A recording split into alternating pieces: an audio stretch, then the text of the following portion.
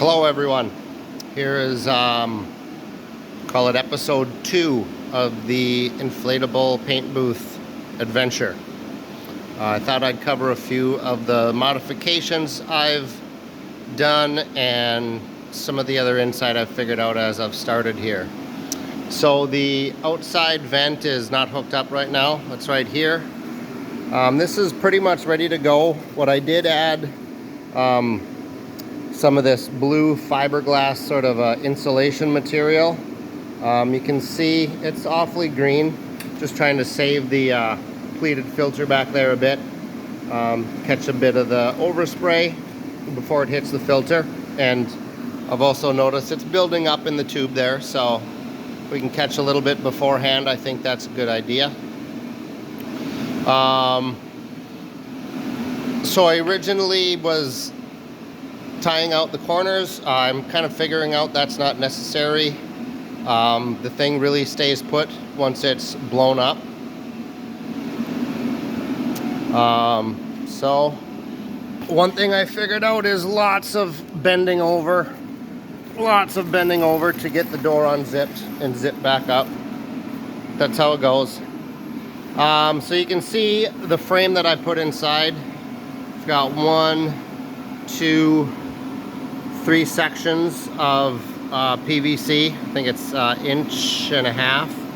Nothing real crazy, but it holds it up. I'll shut the fan off at the end of the video and show how well it holds up. It's a good place to hang the lights. I've also got this piece up here with a couple of hooks on it that I can hang my doors and drawer fronts or anything else I need to hang and spray. You can see it's got these ties. See them there, and they're all along the interior, so you can tie up these bracing pieces. What else? So I started last session, and this window out here was closed, and the floor started to balloon up, and the whole thing was trying to collapse in on itself because the that orange exhaust fan really creates some incredible suction. You don't smell fumes at all. Even when the inside of the booth is hazy with fumes, the outside is clear as can be. It's got my chunk of cardboard to give a little test, check my pattern and everything. Here's a big panel for an island that I sprayed last. What else? So some simple insights. Of course, when you spray and then pull something out right away, it's still off-gassing and giving some fumes. So it's nice to kind of spray and leave it in there for 10 minutes or so. You know, if you can fit a few things in. If I'm doing drawer boxes, I'll put probably 3 or 4 of them in there so that I can spray them all and leave them 10-15 minutes to off-gas, then bring them out, and then do the next batch. So it does slow down if you're trying to avoid the smell. If you're doing it inside. If you're doing it outside, then it doesn't really matter. But it is, of course, nice to keep isolated from dust and other stuff outside.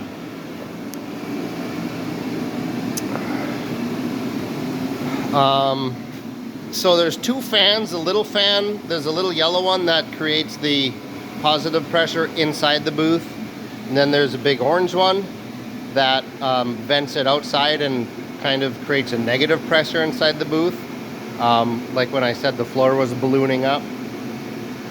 As far as I can tell, you don't actually have to run the small fan to push air into the booth, as long as you have the big one going.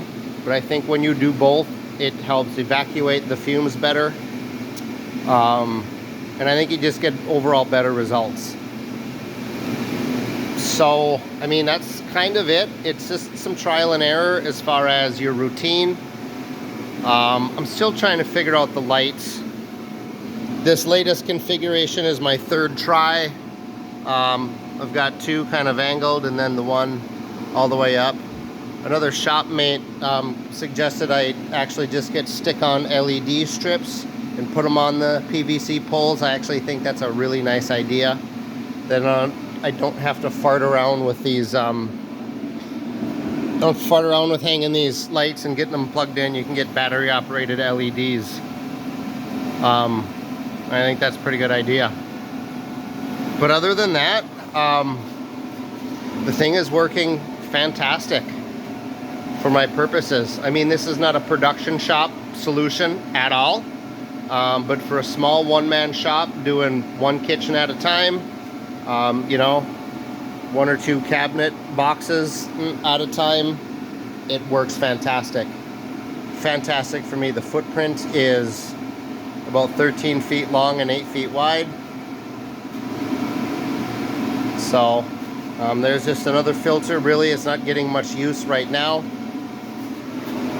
It works as both inflow and outflow. If you're sucking in, you know, it's keeping the dust out. If you're blowing out, the black one is a carbon filter, so it helps to filter some of the fumes. And the same one does go on the other window, but I don't use it because the external exhaust is there. So I don't know how well that will really work. I may try it this week to do a tabletop I've got to do without venting to the outside, but just a lot of trial and error, kind of figuring out what works the best. And really getting these lights set up just right has been tricky. Gotta be able to identify that wet edge when you're spraying.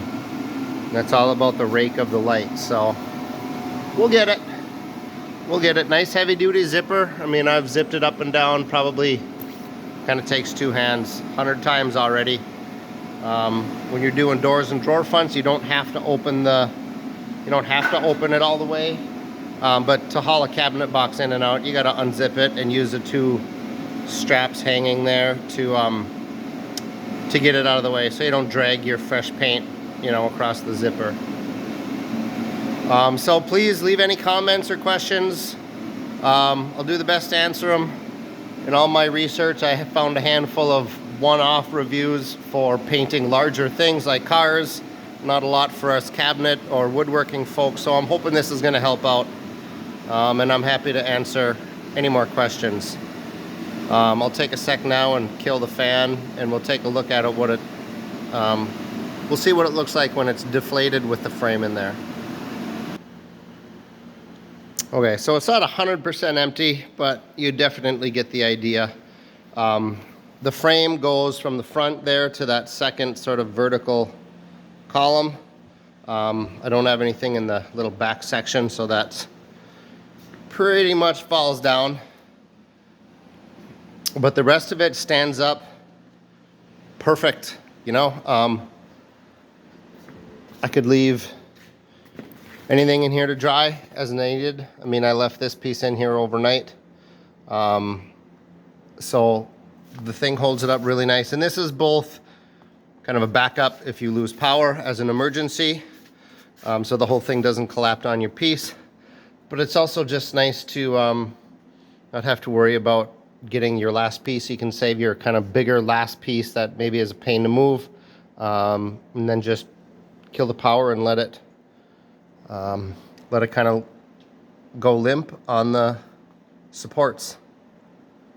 And it works pretty good.